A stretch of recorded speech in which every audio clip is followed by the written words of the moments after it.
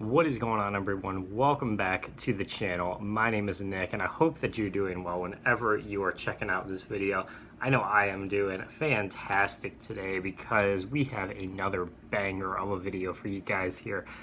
This is definitely one that, again, like I've been saying for some of my other videos here, an idea that I've had for a while now that I'm finally going to be able to present to you guys here.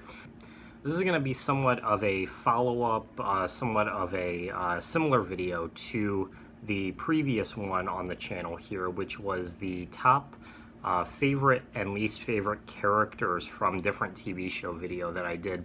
If you haven't seen that video, it'll be linked in the description, but basically what I did was I took a bunch of my favorite different TV shows from all different genres, sitcoms, dramas, animated shows, and threw them together in a hat, randomly picked them out one at a time, and gave you some of my favorite and least favorite characters for each of those shows here.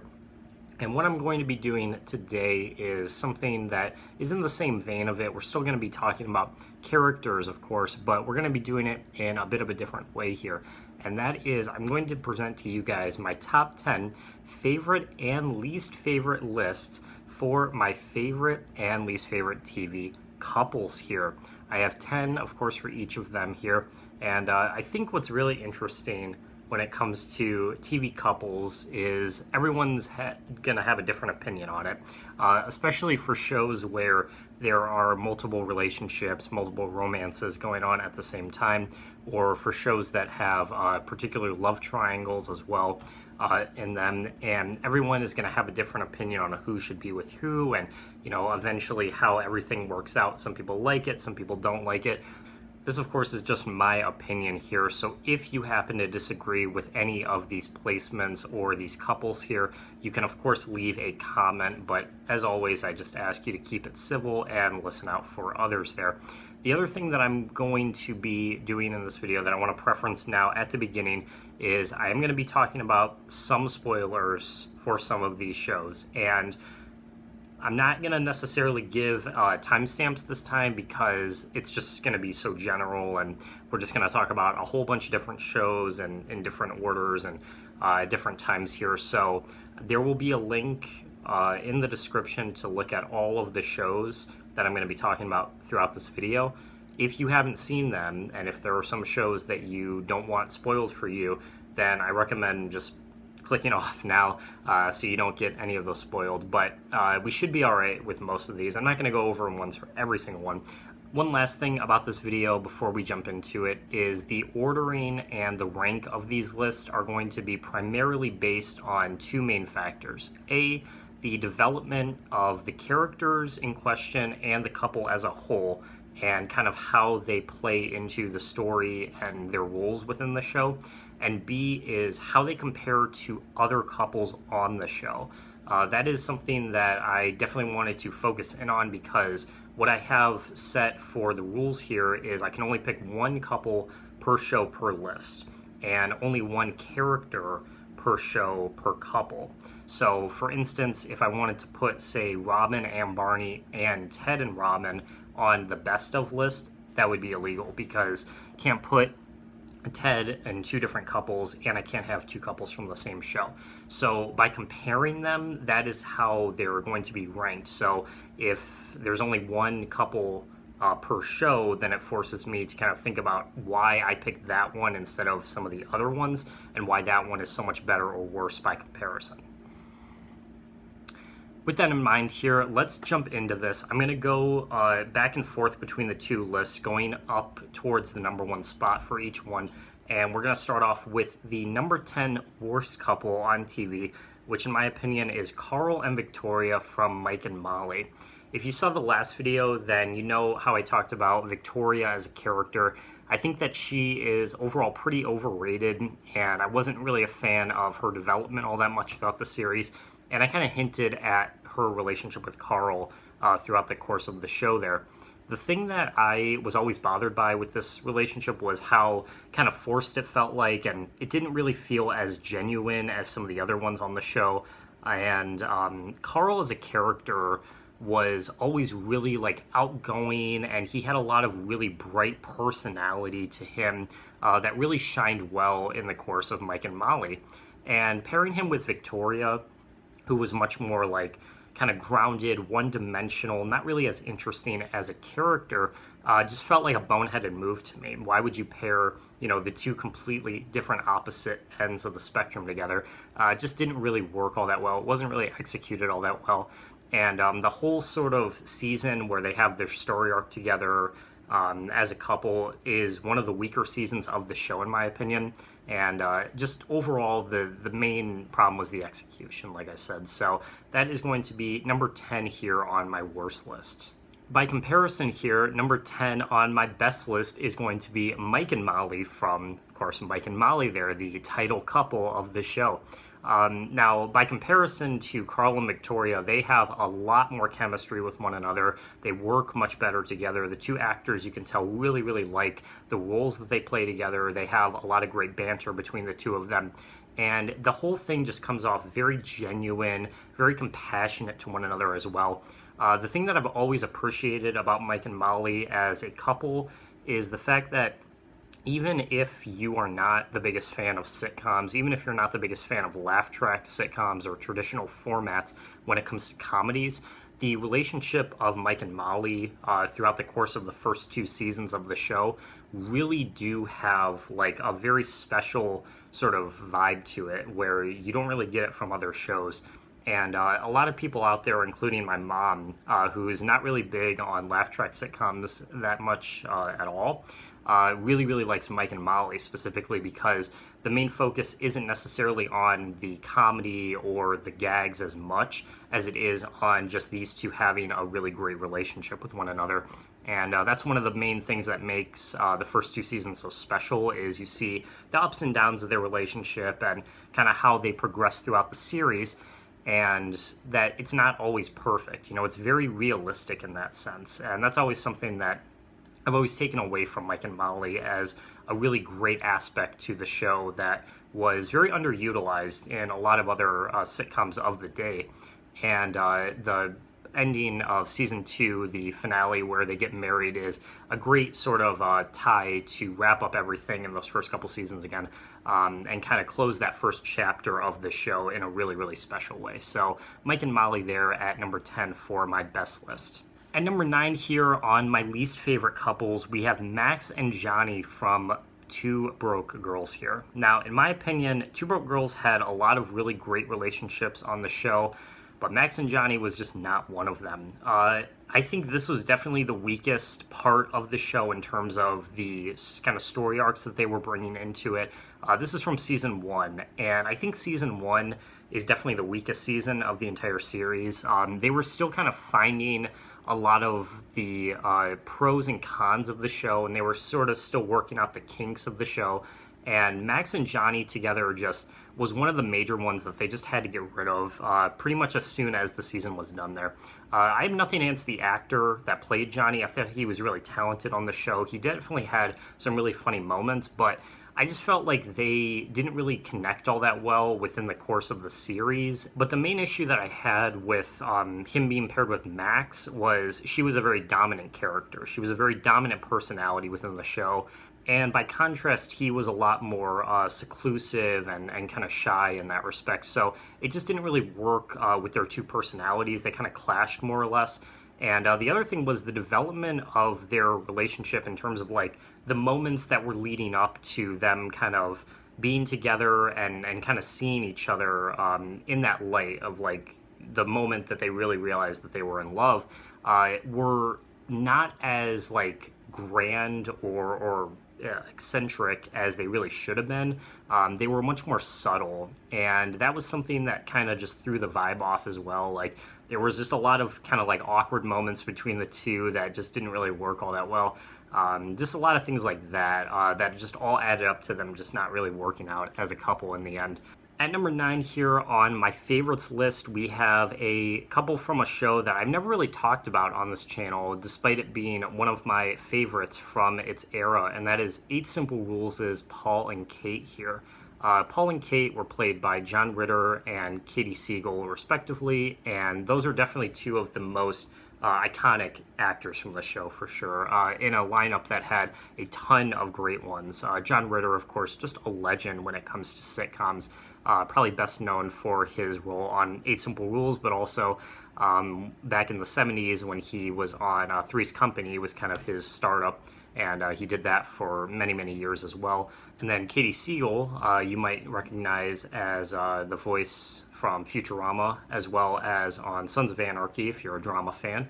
And she's just, again, been in the TV sphere for a long, long time now. So pairing these two kind of legends together was a really smart move.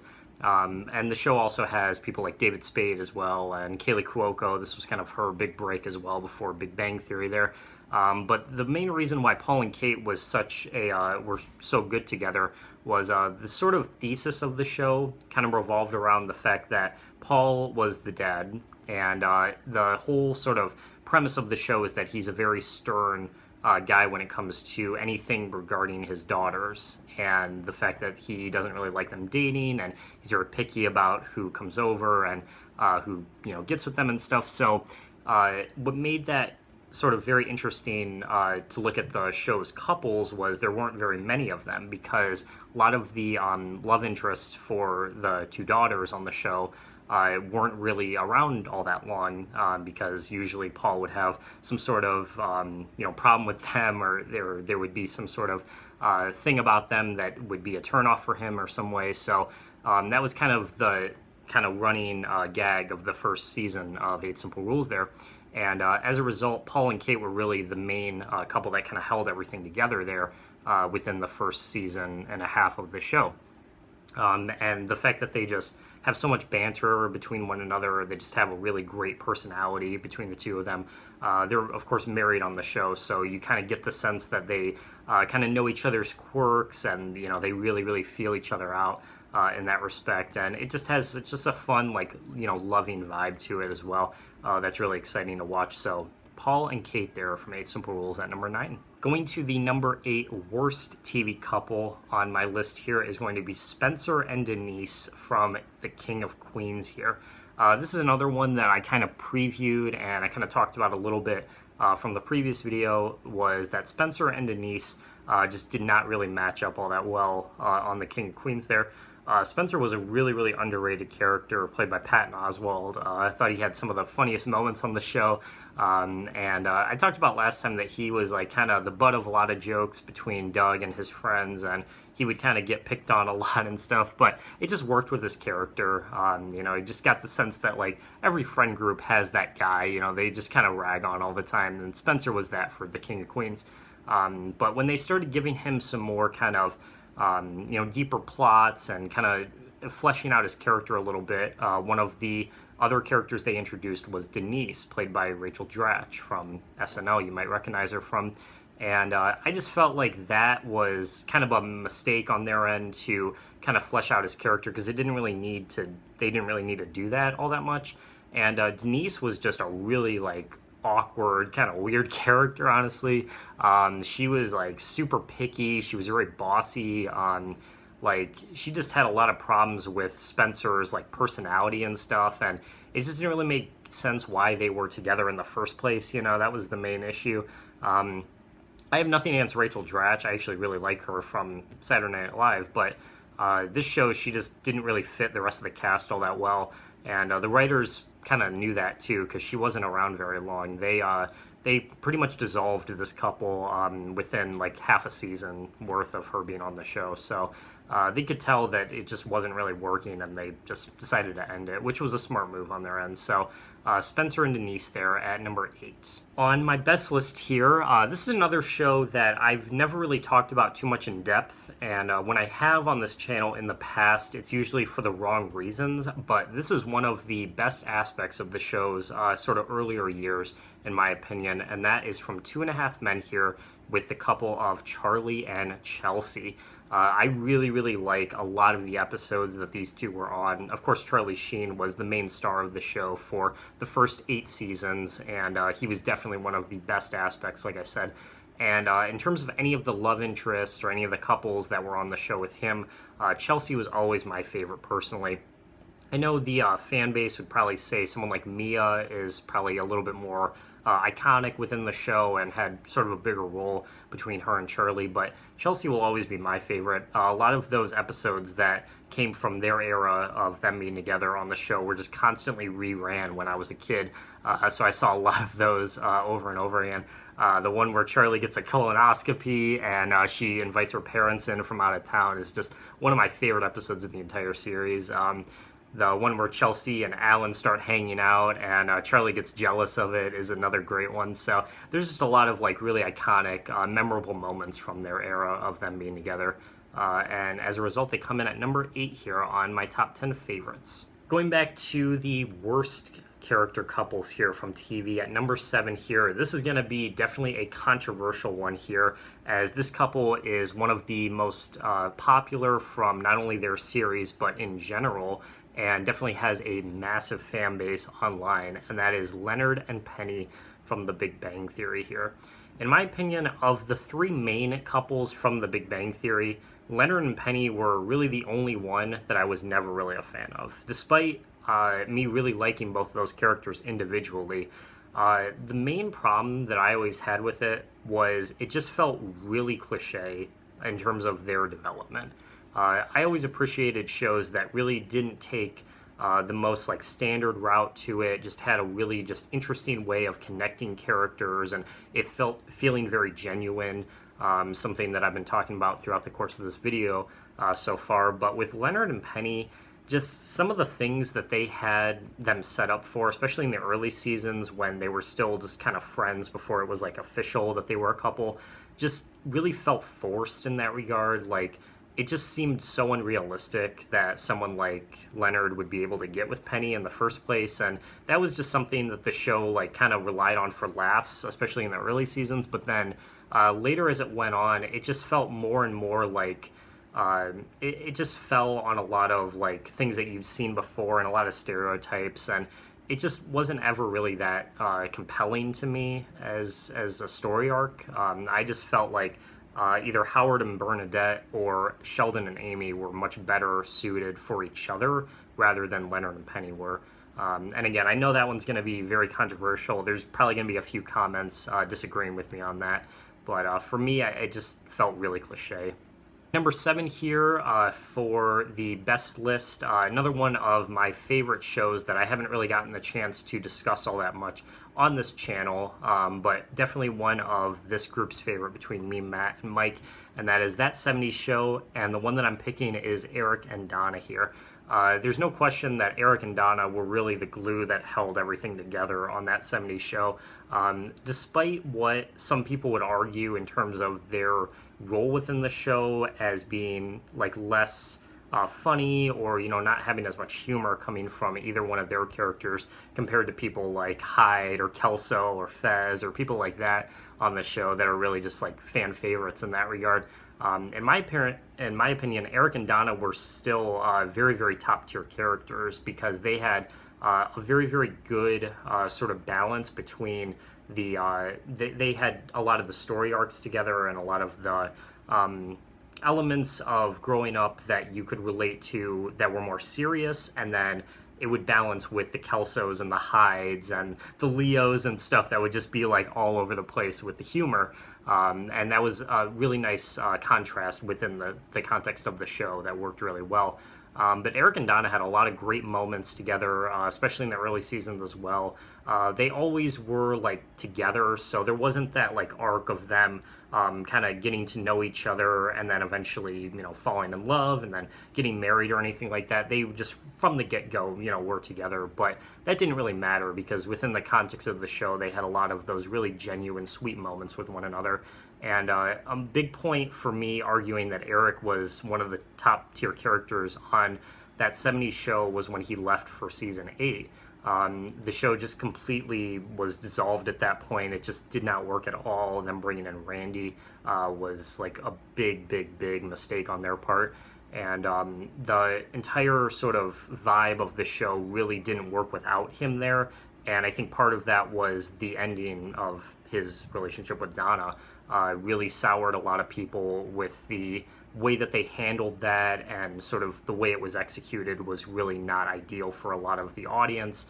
And as a result, I feel like the best moments of the show and really what made That 70s Show work as one of the top sitcoms of all time was because of their relationship. And that's why it's on my list.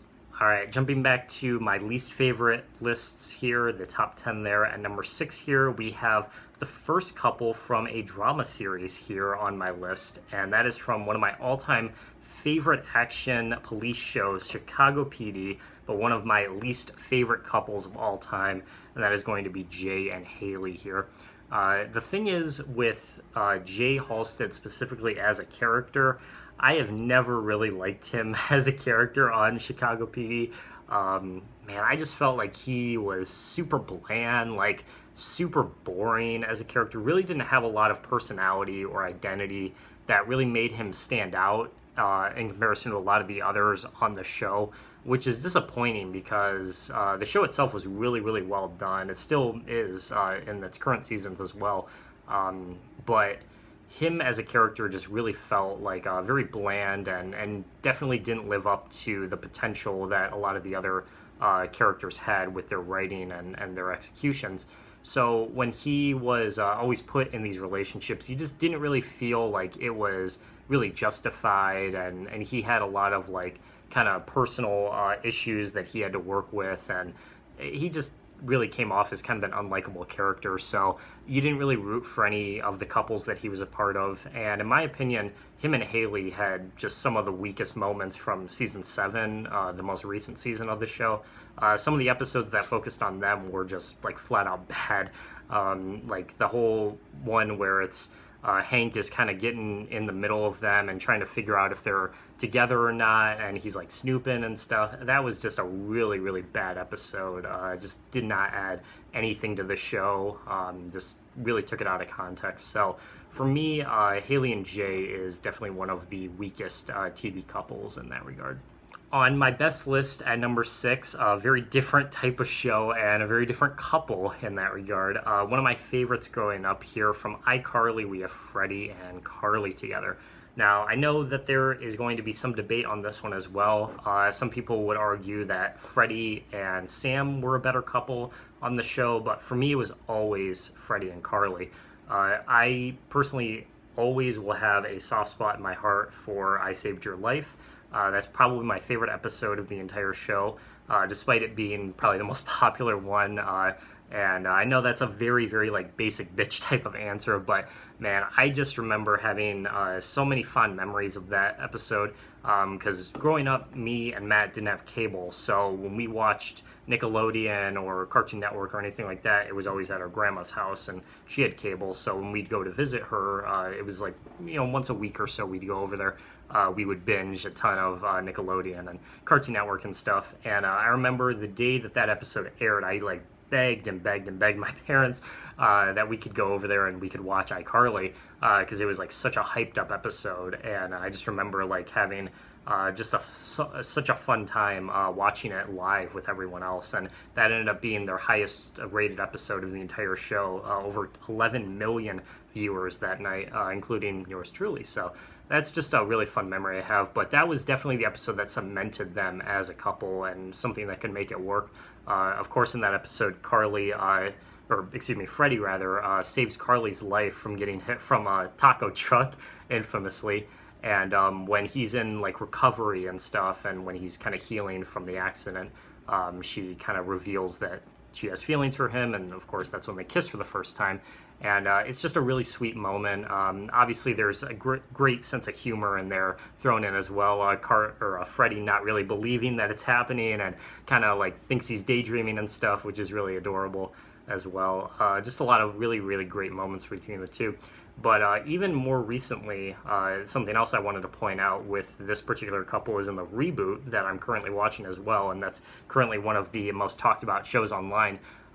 As of the first 5 episodes, as of me recording this, that's where they're up to with what they've released already. They are hinting possibly that they might have some spark left between them, and there might be some hints in the future that they might have some feelings for one another or something. So we'll have to see how that goes into the later episodes of the reboot. But yeah, as of right now, Carly and Freddie there at number 6, still definitely one of my favorites from when I was growing up. All right, we are entering the top 5 here for both the best and worst list, respectively, beginning with my least favorite here. At number 5, another very, very controversial pick here, and that is going to be Ross and Rachel from Friends. Now, I've talked about in the past that Friends is not really one of my favorite shows. I can respect it, and there are some aspects of the show, some characters, some episodes that I am a fan of, that I do enjoy, but Ross and Rachel is one of those aspects that I have never been a fan of, and I cannot get behind at all.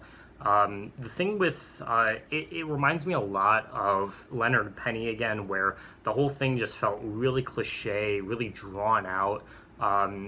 The fact that they had the whole arc between her and Joey just to create drama between them, just to stretch the story out for another season or 2, only for them to get together in the end anyway, which was like so predictable, just really has always soured Friends as a show for me, because in comparison to something like How I Met Your Mother, which those two like always get talked about, you know, and compared to one another because they're very similar.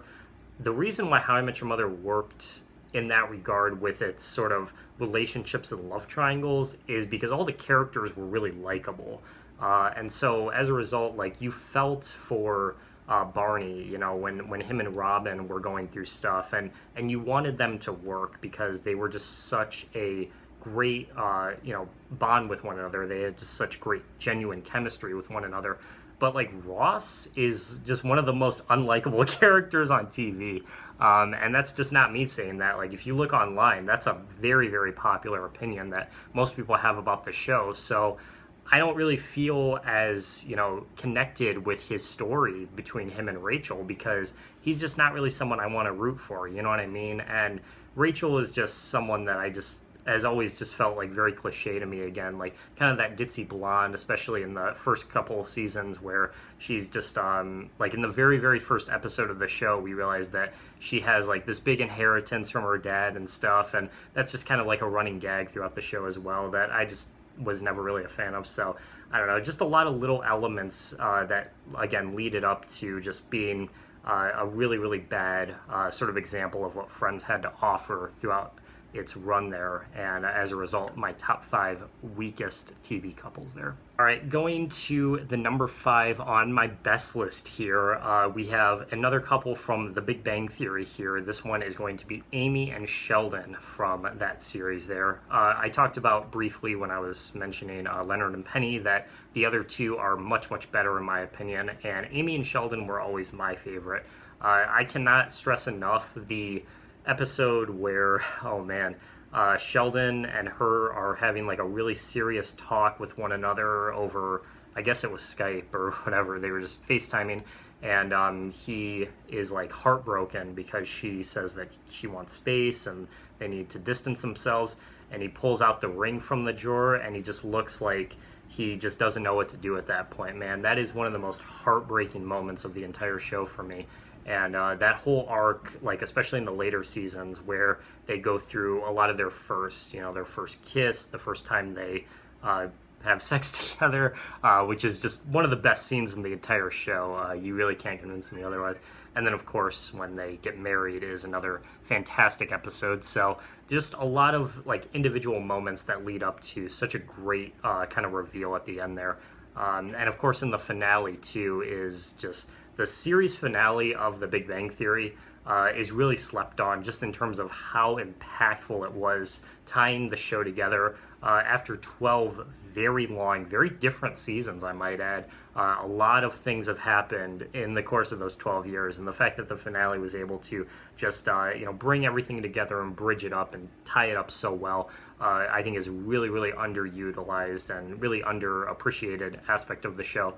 And of course, Sheldon and Amy getting their Nobel Prize in the end was one of the greatest moments of the entire show as well. So just a lot of great moments together, like I said, and easily deserves a top 5 spot here.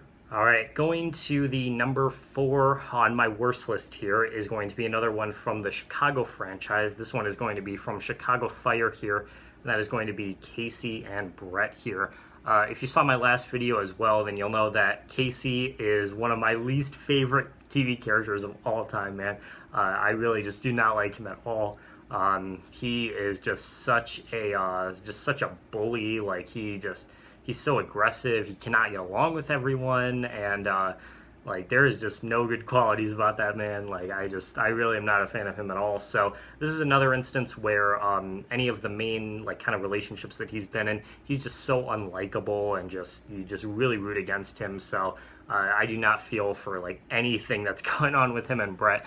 And Brett too is like another character that I just think is like such a mess, man. Like she cannot get her shit together at all. She's another person that just has gone through like a lot of different relationships, and just really cannot figure out what she wants. You know, is very undecisive person, which is something that I've just never really been a fan of when it comes to these TV couples. I like people that will have loyalty to one another. That's the thing that I like when I watch these relationships, because you can tell from my best list we've seen Mike and Molly, people that will start off, as friends and grow naturally until they get married, and then will stay together, will not lose each other throughout the course of that series. Eric and Donna we were talking about as well. Amy and Sheldon, that's another good example. So it's just instances like this where it's like the will they, won't they, the back and forths that I just cannot get into, really. And Casey and Brett is one of the most infamous, in my opinion, from Chicago Fire there. All right, transitioning that to a different Chicago couple, probably my favorite of the entire franchise here, and another one from PD to contrast with Jay and Haley there. We have Kim and Adam here from Chicago PD. Man, oh man, can I just say that Kim Burgess, man, is one of the most underrated TV characters just of all time, man. She is just so phenomenal on the show. She and Adam go through so much heartbreak, so much tragedy, so many different things that really just make them stronger together as a couple, but also individually. And they're just like the prime example of people that you want to see succeed, man. You want them to go through all this just so that they can come out better people in the end. And that's exactly what happens throughout the course of the show. There are just so many moments that are just like, you're on the verge of tears, man, watching this, when they go through their miscarriage together, when Kim gets kidnapped and she almost dies, and Adam is just like a fucking mess at that point, just really, really wants her to be okay. You just feel all the pain and the emotion that goes through him in that moment. And that was one of the most recent episodes of the show too that really surprised me, that they can still like pull those really emotional moments together and still like give you a gut punch episode, this far in the series after almost 8 seasons worth of episodes. They can still manage to do that. And Kim and Adam have just always been one of those, been in one of those relationships that you just really, really feel for, and you always want to see succeed. So definitely a solid top 5 placement there. All right, man, we are at the top 3 here for best and worst. This is where the lists get really, really, really competitive here for who is going to take the top 3 respectively on the best and worst lists, and where I think you guys are going to have the most to say on these in the comments as we go through these last few couples here. But beginning with my number 3 least favorite TV couple of all time here, taking the bronze medal, we have Shane and Lori from The Walking Dead here. This is another one that I talked about in the last video as well, with Shane just being just a horrible person, man. He is just an awful person on the show. Even though he's a very entertaining character, he's a super, super awful person within the context of it. And there's a lot of things that he does to Lori that are just really despicable, man. Like he obviously, well, the things that he does to Rick too with her is just despicable. Like he, obviously she cheats on Rick with Shane. That's the first thing. And then they get pregnant together, and Rick has to raise his baby later in the series, which is just like heartbreaking that he has to go through that. And, he knows that Lori is someone that wasn't, very faithful and didn't really commit and stuff. And that's just heartbreaking to watch. But even just within the context of just Shane and Lori, like there's a lot of moments where he gets really aggressive with her. He tries to attack her and sexually assault her and stuff. And they were just a really toxic couple with one another. Like, they just not fit at all. And there were a lot of moments where you were rooting for Lori to become a better person and realize what she had done and get back with Rick, but it never really happened the way that you would want it to, because she was just always kind of in the shadow of Shane and everything that he did in the first couple seasons of the show. So in my opinion, just for the toxicity of it and the fact that Shane is just such a horrible person and just such an unlikable character, they are definitely taking the bronze medal here for the worst TV couple. By contrast, though, my other couple from The Walking Dead here also is at number 3 on the best list here. For the best, there were a lot of choices because there were actually some really, really great relationships that were formed on The Walking Dead here, and narrowing it down to just one was a very, very difficult task here, but ultimately it went to Maggie and Glenn here as my favorite from the show. This is probably the most basic choice, obviously, but it's a very, very good one for a reason, man. Maggie and Glenn were just so great together, had a lot of chemistry with one another. Maggie was not initially part of the show. She was introduced in season 2, and their first couple interactions with one another, Glenn is a character that feels a lot like he's a very kind of emotional person, and he's a very sensitive person. So he's going through all this tragedy, and all these people around him are kind of in this terrible situation with the zombie apocalypse going on, and he's kind of questioning a lot of things. And Maggie is a very spiritual person, she's religious, and she believes in God, and kind of like teaches him, that sometimes these things are just how they are, and with people and love and compassion, you can get through them. And that's kind of how they are introduced to one another, and Glenn finds a lot of solace in that, and they work really well together as a result of that. And then later in the series, these are two also that are just super likable in general. Like, Glenn is one of my favorite characters from the entire show. So anytime they go through something, or anytime they get separated, or something big happens with the group, you always feel for their pain again and their emotion. And that they're always going to be side by side no matter what happens, through thick and thin. They'll always be there for one another.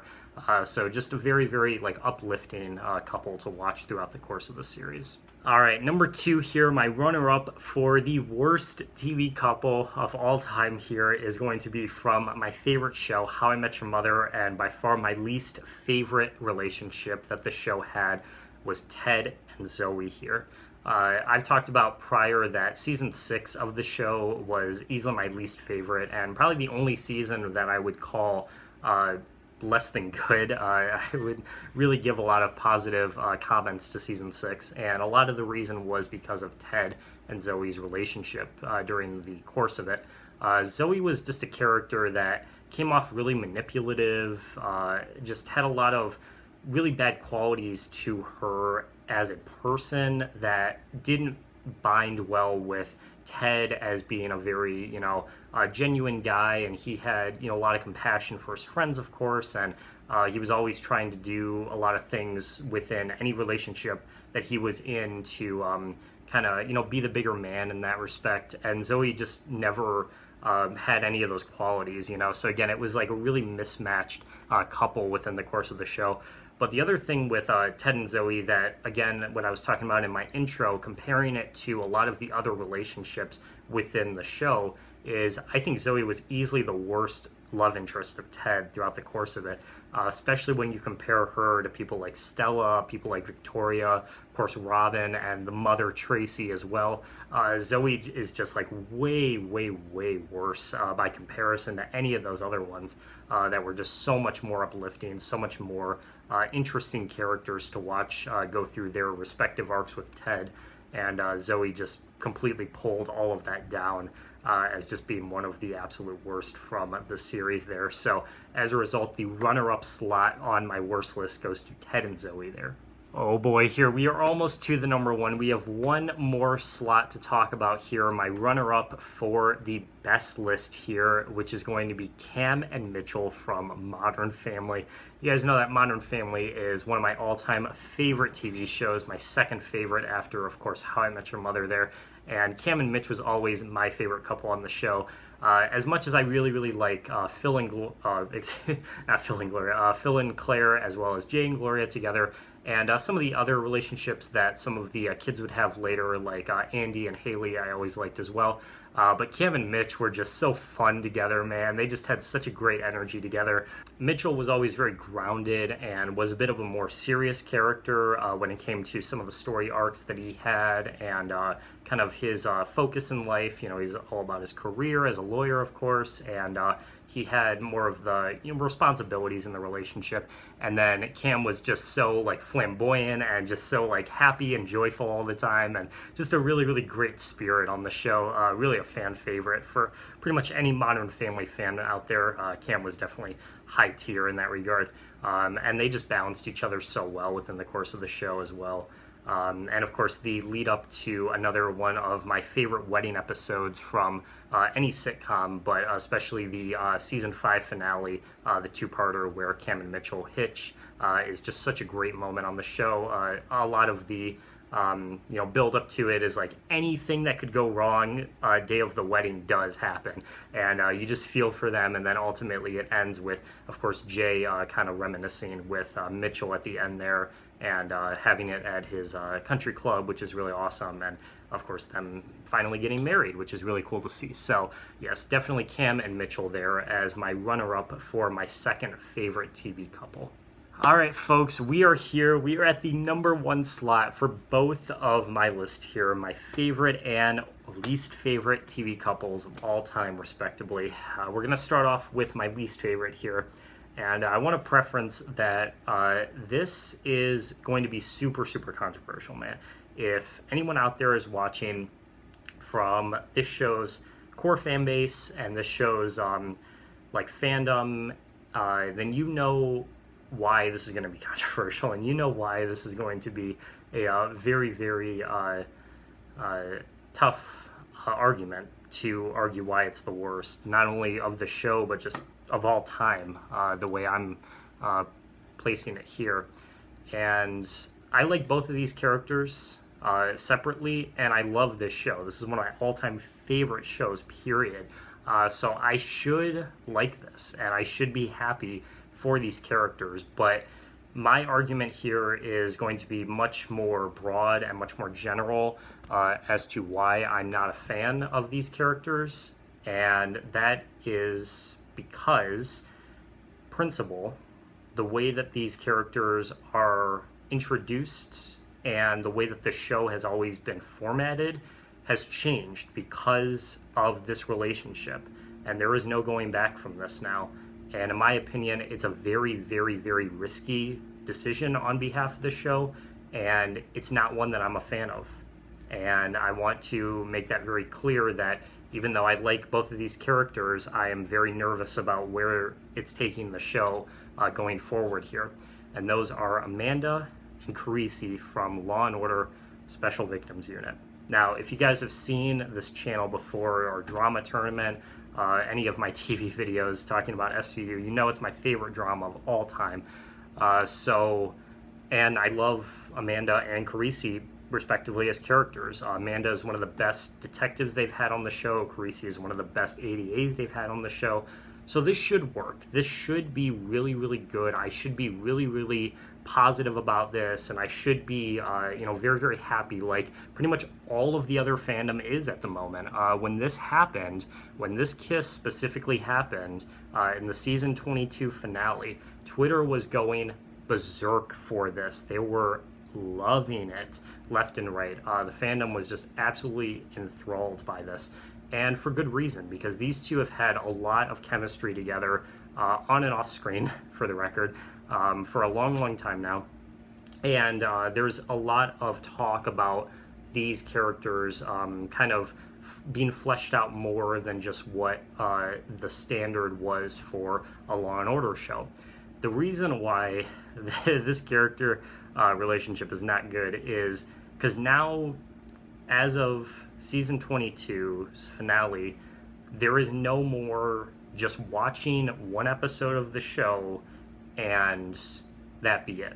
You know, there's no more just enjoying an episode of SVU for what it is, very episodically, and seeing it on its own merits.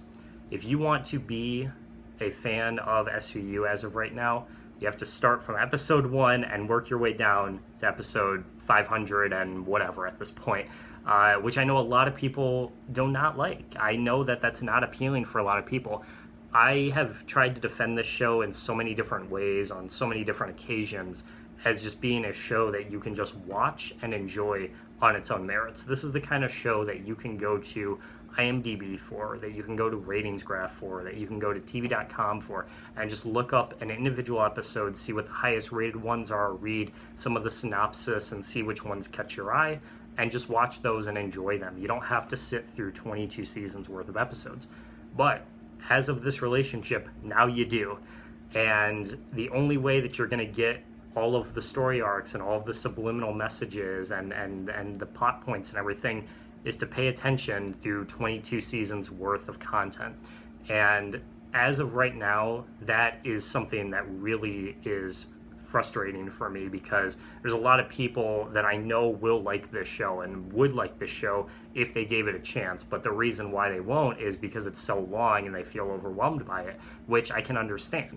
So I'm not saying that it's like going to, like, set in stone, always going to be that way. It's only one episode, right? And when it comes back for this upcoming fall season, we're going to see how they take this relationship and kind of the story arcs and where the show is headed. But as of right now, with as vague as it is and with all the fans on board with this, I think that's going to give the writers and the producers some indication that that's what they want. And at least for me, as a longtime fan of the show, that's not what I want to see coming out of this. So that's why Amanda and Carisi from SVU is my number one worst TV couple. Finally here, we end with a positive note here. My favorite TV couple of all time. Oh boy, this one means a lot, because not only is this show my all-time favorite show, but this is also my favorite couple from the show.